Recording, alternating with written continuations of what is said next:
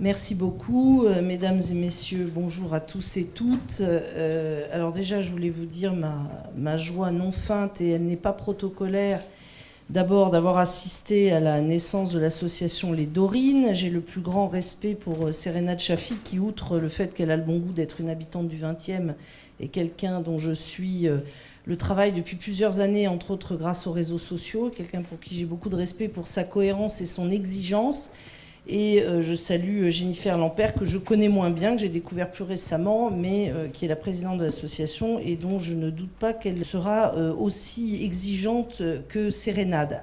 J'ai aussi le plaisir d'accueillir Madame Muriel Domenac, qui est secrétaire générale du comité interministériel de prévention de la délinquance et de la radicalisation. J'ai vu aussi que vous aviez prévu d'accueillir Madame Salmona et Madame Martini-Tei, les les représentants du Conseil national des villes, Madame Le Petit et peut-être Madame Oumer. Soyez les bienvenus dans ce pavillon carré de Baudouin, qui est donc à la fois un lieu d'exposition culturelle et une annexe de la mairie du 20e. Il n'y a évidemment rien de hasard dans le fait qu'on soit le 8 mars, dont je rappelle que c'est la journée internationale de lutte pour les droits des femmes, et non pas la journée de la femme, hein, j'y insiste. Alors, je vais aller droit au but. Le sujet que vous allez aborder aujourd'hui, je ne pourrai pas rester dans tous vos débats, mais m'intéresse au plus haut point. Bon, moi, je suis une femme politique engagée depuis très longtemps, depuis mes 14 ans. Et aujourd'hui, j'en ai 54, c'est vous dire que ça ne date pas d'hier. Cela fait longtemps que je cherche, ça fait 30 ans, que j'alerte l'attention, entre autres de mon parti, d'un certain nombre de responsables politiques, notamment gouvernementaux, sur des choses que j'ai observées, en particulier dans les quartiers les plus difficiles, mais pas seulement, car les responsabilités sont très partagées, sur des erreurs historiques de la politique de la ville, par exemple la politique dite des grands frères, hein, qui a donné les résultats que l'on sait, et sur la politique de peuplement dans les logements sociaux, une politique aveugle et qui, au nom de bons sentiments, a conduit à de grandes catastrophes, etc. Moi, je suis la maire d'un territoire qui est historiquement un territoire d'accueil et de réfugiés, ce dont nous sommes, petits A, particulièrement fiers, parce que, puisque ces derniers temps, on parle beaucoup d'identité, ça constitue l'ADN de notre territoire. Ça s'est fait comme ça, pourquoi ? Parce que nous, on est un arrondissement de gens plutôt pauvres, hein. Ici, c'était les zonards de Paris, au-delà des fortifications de Philippe Auguste. On appelait ça la zone, le 20e arrondissement. Ce sont les dernières barricades de la commune. Et nous avons toujours accueilli toutes les strates successives depuis plusieurs siècles de migrants pauvres, de réfugiés, de migrants économiques, de gens qui fuyaient les persécutions, notamment du fait de leur religion, de leur croyance, mais aussi de leur engagement politique, militant. Et aussi beaucoup dans nos quartiers de femmes de nombreux pays qui ont fui diverses oppressions, mais surtout des oppressions à caractère religieux, je dirais, à la base. Alors, pardonnez-moi, c'est cursif, à caractère religieux ne veut pas dire grand-chose.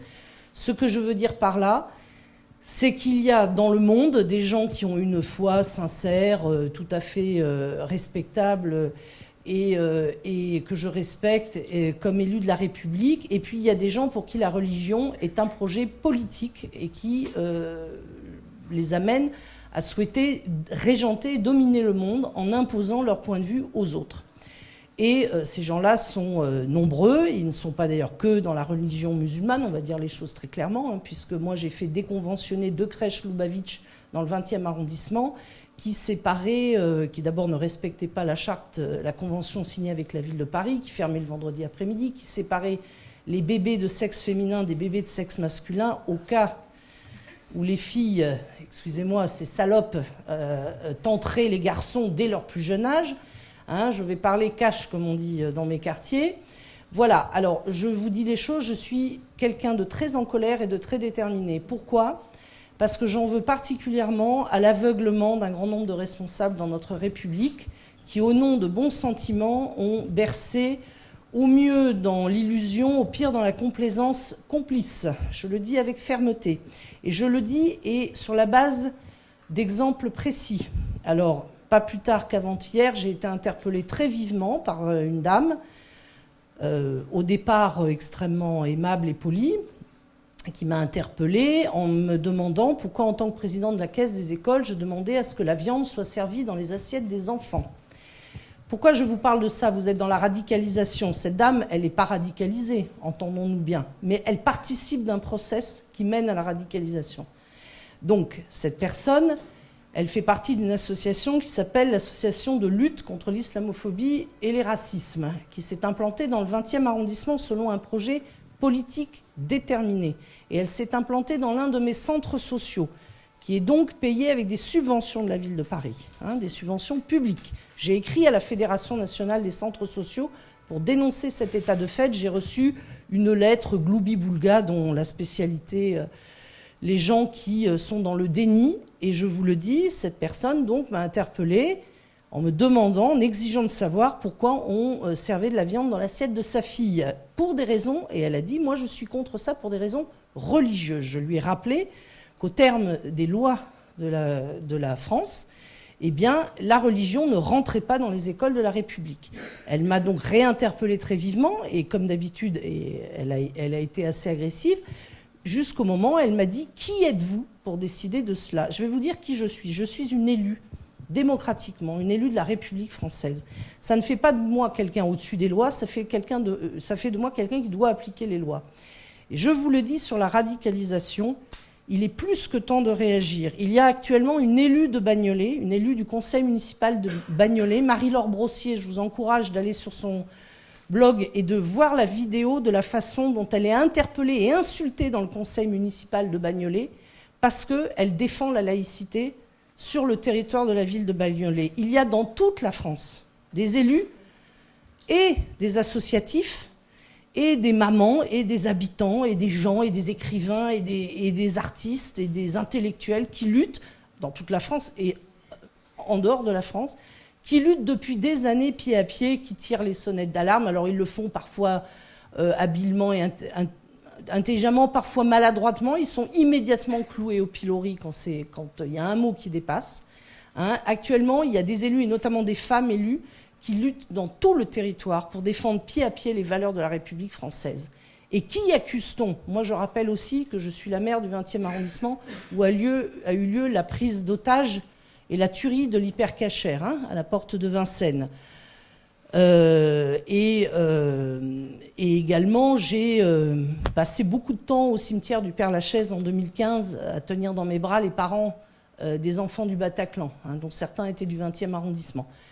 Donc je sais de quoi je parle. Alors, je peux vous dire que la question de la radicalisation, et notamment des femmes, est essentielle, car les femmes sont à la fois les victimes et les bourreaux, les cibles privilégiées de tout temps des oppresseurs, le corps des femmes étant le champ de bataille international, je dirais, de toutes les religions et même de certains régimes politiques. Alors, j'ai fait partie des gens, il y a plus de 30 ans, qui à un moment donné ont considéré la question du panarabisme, d'une laïcité apparue dans un certain nombre de pays comme un champ d'espoir. Cet espoir a été ruiné par l'attitude des dictateurs sanguinaires de ces pays et on a vu la suite.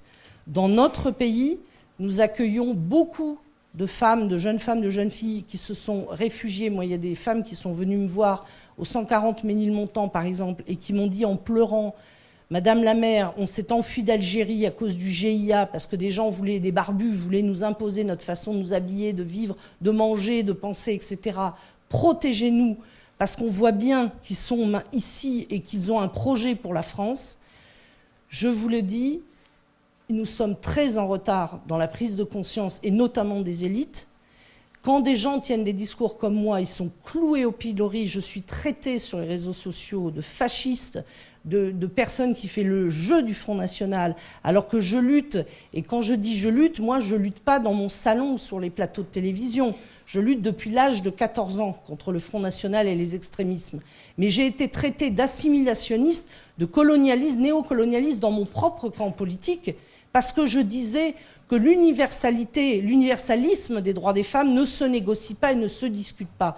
Quand j'ai suivi la formation de l'Institut René Cassin à Strasbourg, l'Université des droits de l'homme René Cassin, je ne sais pas si vous connaissez cette formation, un mois de formation durant le mois d'août, Hein, j'ai été confrontée à un enseignant, parce que l'enseignement se fait en 4 langues en parallèle, je vous parle d'il y a 25 ans, en français, en espagnol, en anglais, en arabe. Eh bien, l'enseignant des cours d'arabe, le principal enseignant, il s'appelait Tariq Ramadan. Et il a commencé ses cours en arabe, que l'Institut ne s'était pas fait traduire, par nous n'avons pas besoin des droits de l'homme, parce que tout est déjà dans le Coran. Et lui, à ce moment-là, m'a dit « J'apprends, madame, que vous n'êtes pas contente de mon enseignement. » Je vous dis ça parce que c'était des amis algériens notamment qui avaient quitté son cours, scandalisés par ce qu'il racontait et qui étaient venus s'en ouvrir à moi. Hein, nous avons tous collectivement manqué de vigilance. Nous avons laissé faire. Hein, il y a actuellement dans des conseils municipaux à Saint-Denis, notamment dans le 93, des choses scandaleuses qui se passent. Des propos d'appel à la haine, des propos antisémites tenus par des petits journalistes à la mode, hein, sur les plateaux de Canal+.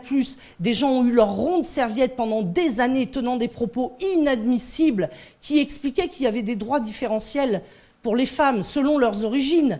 Alors, il y a en gros les femmes mainstream, blanches comme moi, etc., qui auraient droit à l'universalité des droits de l'homme.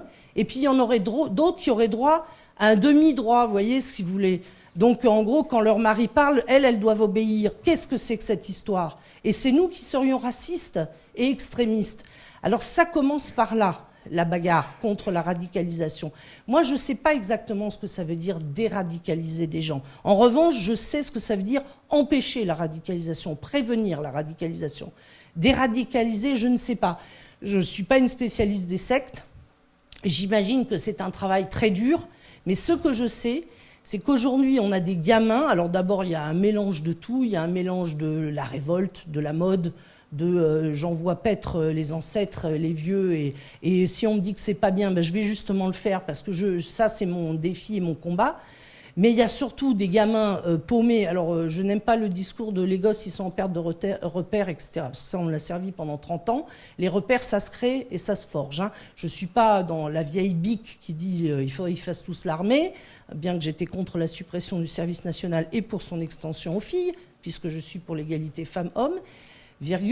Mais je vous le dis, dans mes quartiers, moi en tout cas, ce qu'on appelle les quartiers sans les qualifier, parce que sinon c'est stigmatisant, je vous passe ce que je trouve de ridicule dans la novlangue, mais dans les quartiers les plus défavorisés du XXe, moi me suis battue sans relâche pour obtenir des millions d'euros de la ville de Paris, et grâce à Anne Hidalgo, je les ai obtenus, pour travailler sur l'égalité femmes-hommes, pour faire en sorte que les filles fassent du sport, qu'elles fassent des études, qu'elles soient des jeunes femmes responsables, qu'elles aient accès aux métiers les plus prestigieux comme aux autres, parce que si elles veulent faire autre chose, elles font autre chose, etc. On vient d'inaugurer l'école Saint-Plonco qui prend des gens sans prérequis de diplôme et de formation pour leur enseigner du codage. On a créé une école de cuisine avec Thierry Marx. On fait feu de tout bois. Mais il y a une chose qui ne marchera pas, c'est tant qu'il y aura dans les centres sociaux, tant qu'il y aura dans le monde associatif, tant qu'il y aura dans le monde politique, tant qu'il y aura dans le monde médiatique, des gens qui penseront que critiquer une religion, c'est inadmissible, alors on n'y arrivera pas. Critiquer une religion, en France, c'est un droit suprême. Hein, on a le droit de critiquer une religion, qu'elle soit catholique, juive, l'islam, etc. On a le droit d'être athée, on a le droit aussi au blasphème. En revanche, on n'a pas le droit de stigmatiser les gens pour leur foi ou leurs origines. Ça oui, bien entendu. Et il s'agit de faire le distinguo. Et il s'agit aussi, dans nos quartiers, de cesser la condescendance des politiques vis-à-vis d'une partie de nos populations, en expliquant qu'il y a 2 poids 2 mesures, mais qu'il y a des gens vis-à-vis desquels, bon, il faut prendre des gants, mettre en place des dispositifs. Non, non, non, non, non. L'égalité républicaine, c'est la seule bataille à mener. Et ça, excusez-moi, moi je le disais dans les années 80, au sein de l'équipe nationale des jeunesses socialistes, au sein de l'école républicaine, il faut tout mettre en œuvre pour l'élévation par le diplôme et ensuite tout mettre en œuvre pour l'accès à l'emploi, l'accès au logement et l'accès à l'égale dignité. Et voilà la meilleure lutte contre la radicalisation de mon point de vue et l'enseignement du creuset commun de la République. Hein. Voilà, alors excusez-moi de mon ton quelque peu énervé parce que moi j'ai passé la matinée avec mes collègues élus des villes de Seine-Saint-Denis qui en prennent plein la figure et qui se sentent très très seuls. Lutter contre la radicalisation, ça veut dire lutter, ça veut dire se battre et avoir du courage. Je remercie ce gouvernement d'avoir eu le courage d'enclencher un certain nombre de dispositifs et d'affronter, y compris devant la représentation nationale, tous les clichés, les fantasmes, et de dire des choses et de tracer une ligne. On a encore des choses à inventer et à comprendre, mais je vous le dis, ne nous laissez pas seuls, notamment les élus, parce que nous sommes menacés physiquement, hein, nous sommes insultés, nous sommes, comment dirais-je, dégradés, ce qui fait que j'ai beaucoup de mes collègues qui me disent « Arrête de parler de ça, arrête de jeter de l'huile sur le feu, tu fais le jeu du Front National, arrête d'en parler, cesse, ce n'est pas vrai, mais non, c'est pas si grave que ça. Si, c'est grave. » Bon, je vous épargnerai la question des fichiers S, de combien on en a trouvé dans le 20e, de ce qui se passe, etc. Vous connaissez ça probablement mieux que moi. Mais en tout cas, la prise de conscience, c'est pas parce qu'on regarde les faits en face qu'on fait le jeu des extrêmes, bien au contraire. Parce que depuis 30 ans, les extrêmes, ils ne cessent de monter dans notre pays. Ça veut donc bien dire que la politique menée n'a pas été efficace. Donc il faut en changer. Voilà. Et il faut se battre et avoir du courage. En tout cas, Jennifer et Sanad, elles ont du courage. Donc je les félicite. Merci.